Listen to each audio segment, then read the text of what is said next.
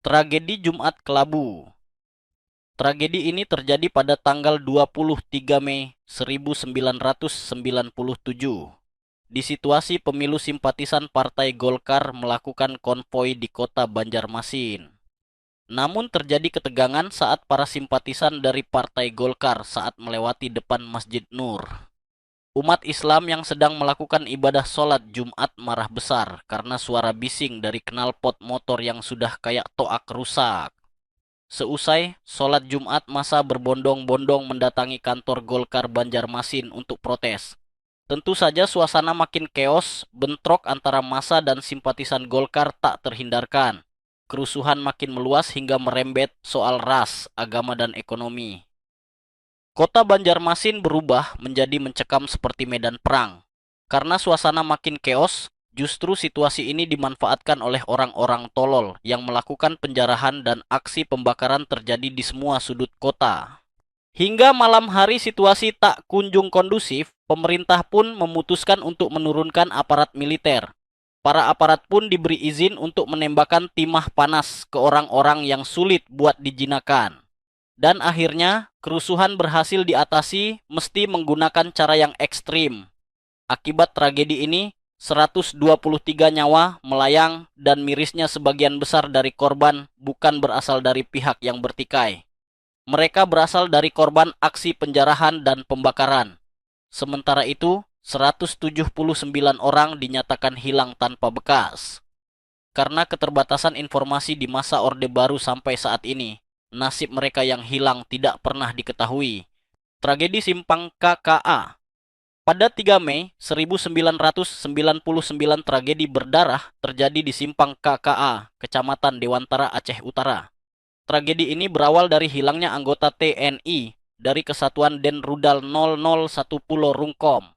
Diduga anggota TNI tersebut menyusup ke acara peringatan 1 Muharram yang diadakan warga desa Cot Murong. Pasukan militer pun melakukan pencarian secara masif atas hilangnya anggota hingga melibatkan BRIMOB. Saat melakukan penyisiran di desa, aparat melakukan penangkapan terhadap sekitar 20 orang. Kemudian, para korban mengaku dipukul, ditendang, dan diancam oleh aparat. Kemudian warga desa mengirim 1 orang untuk bernegosiasi dengan anggota aparat, supaya kejadian konyol seperti ini tidak terulang lagi.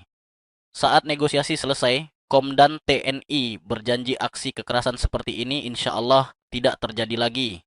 Namun seperti biasa omongan cowok tidak bisa dipegang. Janji tersebut tidak ditepati seperti kentut yang lewat begitu saja. Kemudian pada tanggal 3 Mei 1999, 1 truk tentara memasuki desa Kat Murong dan Lancang Barat. Kedatangan rombongan para aparat tidak diterima karena warga marah janji tidak ditepati. Warga kemudian menggelar aksi protes hingga menimbulkan kericuhan. Kericuhan tersebut mengakibatkan 46 warga sipil meninggal, lebih dari 100 orang lainnya mengalami luka-luka.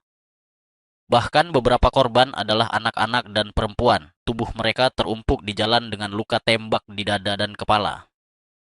Setelah kekacauan usai, beberapa kantong mayat yang diberi pemberat batu ditemukan di dasar sungai. Orang-orang berspekulasi bahwa pelakunya dari para oknum TNI. Tragedi Sampit. Ini salah satu tragedi konflik antar suku yang paling mengerikan di Indonesia. Konflik ini terjadi antara suku Dayak dan Madura. Tragedi ini terjadi akibat isu sosial, ekonomi, dan stereotip antar etnis. Kericuhan memuncak setelah terjadi insiden tawuran pelajar antara SMA Islam dan SMA Kristen yang kemudian berkembang menjadi konflik antar warga. Kejadian ini memuncak pada tanggal 18 Februari 2001, di mana kekerasan meledak dalam bentuk pembantaian massal seperti nyawa, orang tidak ada harganya. Dan gak sampai di situ, ribuan rumah juga hangus dibakar, korban tewas, lebih dari 500 orang. Yang mana korban sebagian besar dari etnis Madura. Bahkan tenaga medis yang menangani korban menyaksikan banyaknya korban tewas tanpa kepala. Polisi dan militer saat itu kewalahan dalam mengendalikan situasi, sehingga lebih dari 100.000 warga Madura terpaksa harus mengungsi